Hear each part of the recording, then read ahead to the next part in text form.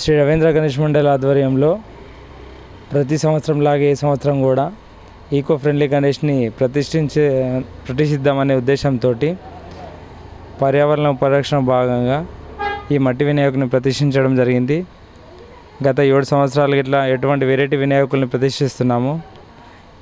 ఇదే విధంగా ఈ సంవత్సరం కూడా 1800 నుంచి 2000 చిన్న ఇత్తడి విగ్రహాలతో ఈ భారీ వినాయకుని తయారు చేయడం జరిగింది. దీనికి దాదాపుగా 2 లక్షల వరకు ఖర్చు అయింది. మేము గత 7 సంవత్సరాలుగా ఇలాంటి వెరైటీ వినాయకుల్ని ప్రతిష్ఠిస్తున్నాము. మొదటి సంవత్సరము యాపిల్స్తో తయారు చేయడం జరిగింది. 2వ సంవత్సరం కుడుకలతో, 3వ సంవత్సరము కరోనా టైంలో కషాయంలో వాడే వస్తువులతో, 4వ సంవత్సరము నవధాన్యాలతో, 5వ సంవత్సరం యాపిల్స్తో, 6వ సంవత్సరము ఎక్వేరియం రాళ్లతో గత సంవత్సరము.